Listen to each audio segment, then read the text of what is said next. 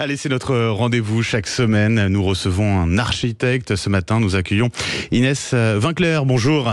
Bonjour Benjamin. Et merci d'être avec nous ce matin sur Sud Radio. Alors vous êtes architecte et cofondatrice de l'atelier Plus 1. L'atelier Plus 1, c'est un collectif d'une certaine manière au service de l'architecture. C'est comme ça que vous définissez finalement ce collectif, cette structure? Oui, alors c'est un collectif uniquement de 3 personnes, mais c'est un atelier qui défend en fait une architecture accessible auprès des habitants, des riverains, enfin de toute personne qui va être confrontée à une architecture. Et depuis notre début de notre pratique, on a toujours essayé d'être le plus pédagogue possible. Donc on utilise le chantier principalement comme un moyen de communication et de pédagogie de l'architecture. C'est de casser un petit peu cette idée de l'architecte qui est au-dessus de tout et qui n'est pas finalement en contact avec ce qui se passe sur le terrain notamment. C'est de briser un petit peu cet aspect-là hiérarchique. Oui, c'est briser un peu ce mythe. On considère que l'architecte en fait est au service des personnes. On n'est pas là pour dessiner et décider pour quelqu'un. Au contraire, on est là pour être à l'écoute et à essayer de faire un projet le plus adapté possible. C'est-à-dire concrètement, ça veut dire qu'on va échanger justement avec les personnes sur place? On va échanger, on va mettre en place selon les conditions du projet, la consultation est différente. On peut faire des ateliers participatifs, on peut tout simplement aller quotidiennement ou régulièrement s'intéresser à la vie du quartier, demander l'avis des riverains et aussi beaucoup consulter le client, donc ce qu'on appelle le maître d'ouvrage. Oui. Pour affiner sa demande et répondre au mieux. Sur les habitants, les échanges que vous avez, qu'est-ce qui revient le plus en ce moment de leur part? Il y a des points importants qui reviennent? Oui, il y a souvent la peur et la crainte qu'on ne les écoute pas, la peur d'avoir un projet qui soit plus beau qu'utile. Nous, on essaye justement de briser ces barrières-là. Tout en plus en encourageant une démarche écologique. On trouve que la rénovation des bâtiments aujourd'hui, elle est essentielle. Et elle est encore insuffisante aujourd'hui? Elle est insuffisante, mais surtout, ça va peut-être paraître ironique, mais c'est urgent de réparer les bâtiments. Mais il faut aussi prendre son temps pour bien les rénover. Prendre la bonne démarche. Parfois, il suffit juste de bien entretenir un bâtiment, de s'en occuper.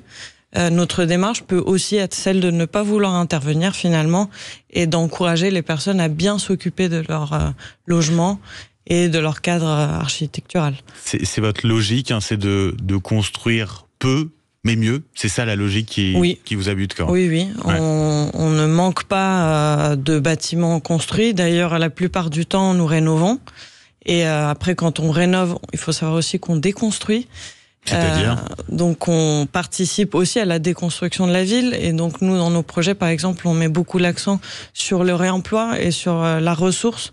On travaille toujours dans un contexte où la ressource, elle est souvent déjà là.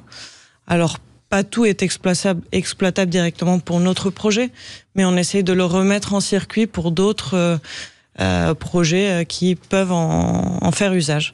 Avec toute une recherche aussi que vous faites sur les matériaux, c'est ça aussi? Oui, en fait c'est nécessaire. Aujourd'hui, donc la pratique du réemploi, elle n'est pas suffisamment généralisée.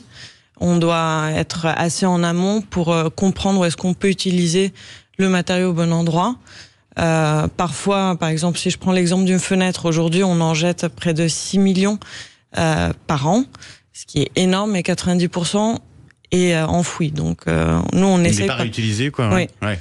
Nous, on considère que c'est une matière, par exemple, qui peut très bien être utilisée, soit réutilisée en tant que telle, soit détournée pour faire des pores intérieurs ou même recoupée pour avoir une seconde fonction. Donc par exemple ça nécessite de la recherche. Ouais.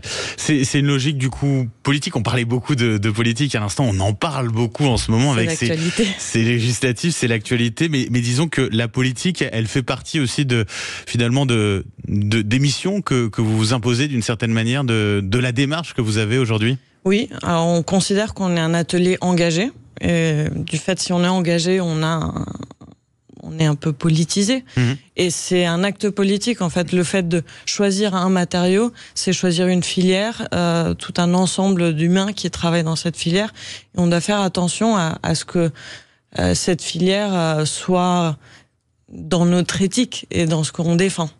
Donc, c'est-à-dire concrètement ?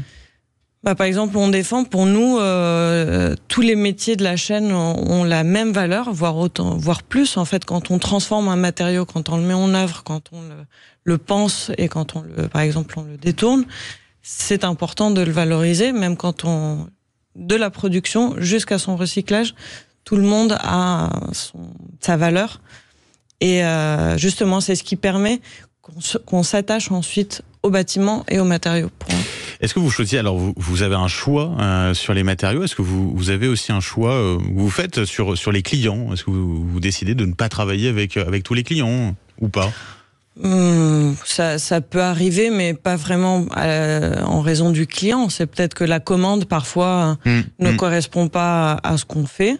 Donc, on est assez nombreux dans ce métier pour se dire que parfois, il faut avoir être raisonnable et se dire ça c'est pas dans mes cordes, je peux pas le faire, un confrère ou une consoeur pourra le répondre beaucoup mieux.